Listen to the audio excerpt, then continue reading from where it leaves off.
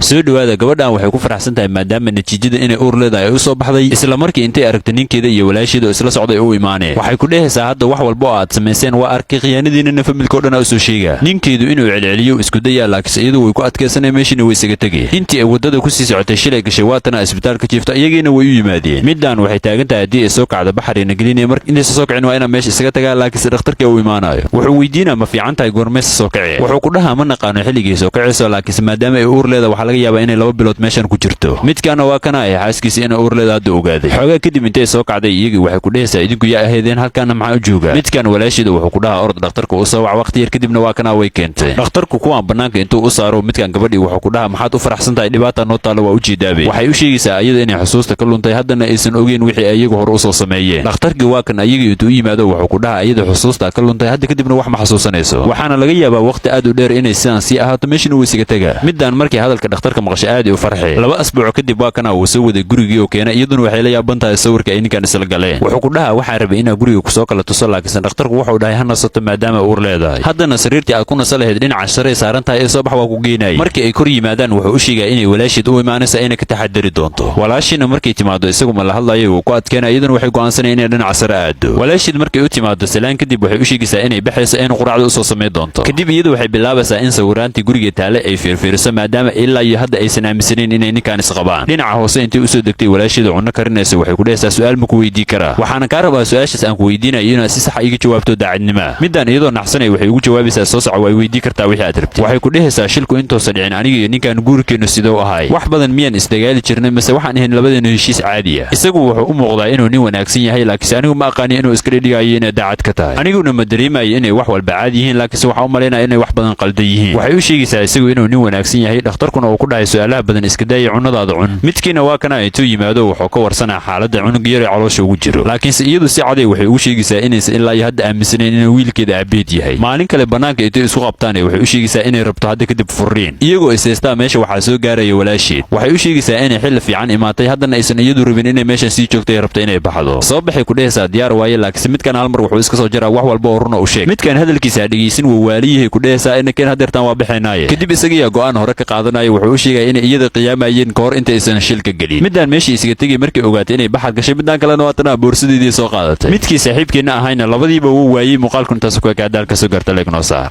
soo dhawaada gabadhan kambanigan imaatay si ay shaqo u hesho kadib ninkii shirkadda iska lahay shaqadii wuu u ogolaanaa waraaqadan uu dhiibaa wuxuu ku dhahaa saxiix markii uu arkay inay waraaqadii saxiixday baashan intuu soo qabto gacanta uga xiraa iyadoo yaabanay waxay weydiinay waxaan gacanta iga xirtay maxaa waaye laakiin isagu u jawaabina intuu remote-kan taabtaa iyadii waxa ku dhagaya maanso wuxuuna ku dhahaa baashan aan gacanta ka xiray waxay igu caawisaa in shaqaaliyeeshiidu ay si fiican shaqada u qabsadaan mar labaad oo remote-kii taabana iyadana maasadii ku dhagayso iyadoo xanaaqsanay meeshii isaga soo baxay shaqaalayaasha dhinacooda soo aaday gabadhan meeshan maraysay la hadlay laakiin u jawaabayso gabadhan kaloo meesha fadhisay intay u timaaday waxay ku dhehaysaa ninka booska maxaa ka qaldan bahashan gacanta iga xiray maxuu ka wadaa laakiin gabadha kale waxay tusinaysaa in iyaduna ay bahashas camal ku xiran tahay xogaa kadib ninkan kaloo shaqaalayaasha kamid ah waxay weydiinay waxa meesha ka dhacay ma fahansiin kartiin isaguna intuu u sheegay inay isdejiso oo shaqadeeda ay si fiican u qabsato meeshii isaga taga midkaana markii oo baxay oo kursigiisii ku fadhiistay maasaa lagu dhijinaa maadaama uu gabadha la hadlay midkii booska ah intuu soo kor istaago wuxuu ku dhahaa shaqa aan lagu dirsanaa gashay sidaas darteed ciqaabta waa inaa martaa isla markiina waqtigii bareega ayaa inta la gaaro wuxuu ku dhahaa haddaba waa nii sheegay haddii aad 10 daqiiqo kadib soo dahdeen maasidiina diyaar waaye kadib way soo baxayaan waxay soo aadayaan dhinaca meeshii ay ku qoraaca lahaayeen shaqaalayaashii meeshii ku qoraacanayeen ayay intii u timaaday waxay ku dhehaysaa idinka maxaa ninka qaldan waxaan maxaa waaye aniga ma fahansiisay gabadhana waxay weydiinay heshiiska ma iska akhrisay markii aad shirkadan ku soo biiraysay iyaduna waxay taagan tahay heshiiska maxaa ku qornaa aniga ma akhrin waa iska saxiixay midkana wuxuu u sheegay in heshiiska qaybta hoose uga qorneed in bahashan gacanta lagaaga dhiji doono waxay dhehaysaa marka sidaas deed hadda kadib heshiiska waa ka baxay shirkadan ma wareeb ka shaqeynaya idinkuna waa ni salaama midkana mar labaad wuxuu u sheegay inay waraaqada qaybta hoose uga qorneed heshiiskan ma ka bixi kartay ilaa ay bil ka soo wareegato waxay weydiinay marka idinka waqti aad u dheer meeshan joogteen marka bisha markay dhamaatay heshiiska maxaa uga bixi weydeen midkana wuxuu ku dhahaa anaga meeshan waxa u nimaanay inaan lacag ka qaadano marka maasa haddii rabtaan ugu dhigto waa iska joogeynaa iyadoo dhehaysa laakiin kambaniyada kale sidaas ma sameeyaan ayaa waxaa lagu dhijinaa maasidii maadaama waqtiga quraacda uu dhamaaday maalmo kadib waxaa imaanaya ninkii kambaniga iska lahay macnaha ninka hadda dadka maasada ku dhijinaya aabihiisa wiilkiisa wuxuu ku dhahaa shaqo fiican qabatay isna wuxuu dhahaa waxaas waa ligu dhalay xogaa kadib mid shaqaalayaashiisa kamid ah wuxuu ku dhijinaa keenaa maasadii macnaha aabahay hortiisa igu ammaan. Kadib odaygiyo wuxuu u sheegaya inuu wiilkiisu yahay qofka ugu wanaagsan oo kambanigan soo maray oona jirin qof isaga ka wanaagsan. gabadhii ku xigtoo maasadii ku dhajinaa iyaduna waxay taagan tahay shaqada si kala kacsan ay u socotaa. kadib midaana intay soo istaagtay shaqaalayaasha waxay ku dhaheen idinka maxaa idinka qaldan, iyadoo odaygii uu sheegay rabta inuu wiilkeedu dadka maasa ku dhajiyo ayuu maasadii ku dhajinaa. kadib odaygu wuxuu weydiinaa gabadhan maxaa ku dhacay, isaguna wuxuu dhahaa ma aqaani, waxaa laga yaabaa inay jinniyaal ku soo degeen. midkan shaqaalayaasha kamid ah ayaa waxaa lagu dhahaa orod intaa gabadhan wadid xaaladeeda waa inaad soo ogaataa. labadooda iyagoo meeshaan ku jiray waxay ku qancinaysaa inay ninkan fashilaan ayna odayga u sheegaan wax walba uu sameeyo. xoogaa kadib intay meeshii ka soo baxaanay saaxiibadood kale oo shaqaalaha la ahay waxay u sheegayaan inay rabaan inay midkan fashilaan. ayadiiya waxay ku dhahaysaa wiilkaaga gacmahu dadka wuxuu uga xiray bahashan kadib maasoo ku dhajinaa. shaqaalayaashii kale intay soo istaagaanay ayagana waxay tusayaan inay bahashan gacanta uga xiran tahay. markii oo maasadii ku dhajiyeen dhammaantood intay gacantii isqabsadaan odaygiina gacanta ka taabanayaan isagana maasadii intay ku dhigto meesha ku dhaca. odaygu intuu xanaaqo wiilkiisa wuxuu ku dhahaa kuwan maasa badan waa inaa ku dhajisaa shinjibaar uga dhig. midaana wixii ay soo sameynayso dhan riyay aayeen maalin cadeeyay riyoonaysa weli heshiiskii maysan saxiixin. waxay arkayeen inay shaqaalaha kale aysan dhibaato haysan ee waxan iyadu kaliya ay sawiratay. kadib ninkii booska ayay waxay ku dhahaysaa aniga hadda heshiiskan masiixiixay abuukaatayga waa inaa u geeyaa kadib way iska soo tegay. kadib waxaan arkaynaa baashii gacanta looga xirayay inay sax tahay oo meeshan taalo. midkan wuxuu taagan yahay adiga nasiibkii ka badatay muuqaalkan intaas uga ka dalka soo gaarta leegno saar.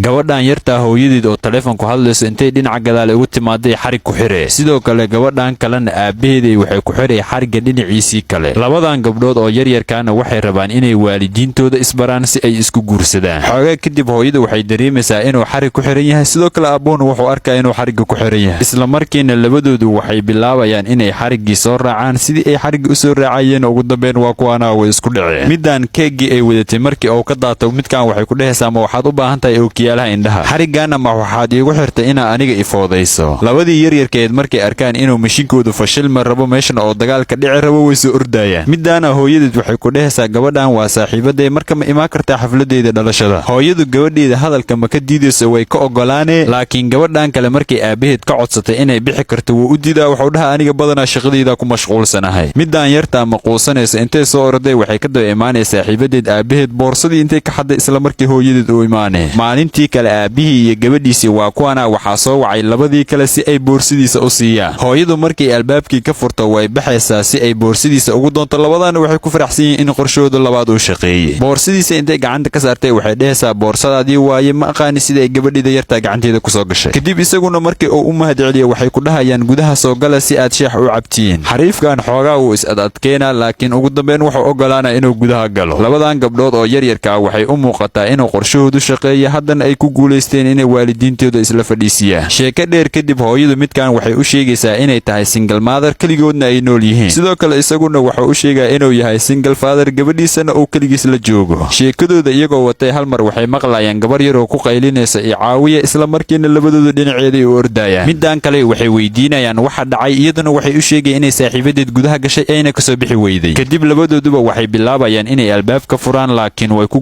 guuldaraysanayaan. midda yari gudaha kuma jirto ee samecadaanay meesha dhigtay si ay labadan u mashquuliso. iyadiina waa tanahay waxay lugta ka banjarinay gaarigii uu watay saaxiibadeed aabaheed. hawsheeda markii ay soo fuliso way soo orday gudaheena soo galay. saaxiibadeedna waxay u sheegay inay isboosisay masqusha gasho. kadib dun ay meesha kusii diyaarisay albaabka ay ku xirtay ka wareejinay masqushana gudahii u galay. xoogaa kadib waxaa meesha soo gaaraya labadii oo kashawiito soo qaatay. ugu dambeyn waxay ku guulaysayaan inay albaabkii furaan. kuwan iyagoo isku maleeyay inay gabadha yar badbaadiyeen ayaa gabadha aabaheed waxau dhahaa waa ku mahadsantihiin sidaa ii soo dhaweyseen, hadda waxaan rabnaa inaan sii baxno. iyaduna waxay dhahaysaa haddaad timaadeen hadda siday u bixayseen xoogaa maa nala joogtiin. laakiin midkan wuxuu ku adkaysanaa inuu baxo haddana ay u taalla shaqa laga raba inuu qabto. markii ay baxaan midaan yara hooyadeed waxay ku dhahaysaa saaxiibaday aabaheed ma iska guursatid. laakiin hooyadu mideeda yar waxay u sheegaysaa waxaas in aysan macquul ahayn laakiin ay waayuhu wax walba macquul ka dhigi karaan. isla markii labadii hadda baxdaa soo laabanaysa midkaana wuxuu dhahaa gaariga iga hilaabay lugta iga bajarta macnaha. kadib hooyada midkan waxay weydiinaysaa hadda maxaa kuu qabtaa ma waxaad rabtaa inaad taksi kuu waco. laakiin isagu wuxuu taagan yahay anigaa wacday intuu ii imaanaha idinla joogaynaa. iyaduna waxay u sheegaysaa inay mar walba soo dhoweynayso. labadaana waaba sidii ay rabeen qorshooda u shaqeeyey. muuqaalkan intaanu ka ekay hadda halkaa soo gaarta leeg noo saar. soo dhowaada maanta waxaan idiin hayaa indha adeegii oo qof ah. naagtan qaylinayso aad u jeediin intay soo gasho guri islaameed oo ay ku nool yihiin gabadhan iyo aabaheed ayay waxay ku dhahay aabihii gabadhan soo wareeji adiga maadan dhaline. gabadhii yareedna waxay ku dhahaysaa soo bax anigaa waxaa kula raadinaa waalidkaagii. gabadha yar midaan hadalkeeda ma maqlayso kana wuxuu ku dhahaa gabadha aabaheed aabaheed aniga waaye. waxay taagan tahay macquul maahan anigana ma iga dhaadhicinaysid in aad tahay gabadhan yarta aabaheeda. iyada markaan fiiriyo waxay u eg tahay qof caddaana, adigana waxa u eg tahay qof Aasiya ka imaaday. wuxuu ku dhahaa marka midaan shaqadaada ma ahan, gabadhan yarta aniga maana dhalin ee waa soo korsaday. iyaduna hadalkaas markii ay ka maqasho maalin kadib waxay wacaysaa kuwa waalidiinta ilmaha ka qaata, waxayna u sheegay waxyaabo badan oo qoraafaad ah. kuwaasna yaa i wacdo waaye, isla markii waxay imaanayaan meeshii ay ku noolaayeen gabadha yarta iyo aabaheed. tanna waa issii diyaarisa meeshaanay ku dhakanay si ay u maqasho waxyaaba ay ku wada sheekaysanayaan. markii uu aabbuhu albaabkii furay wuxuu arkaa kuwaanoo ku dhahaya Somateed Masar Hernandez.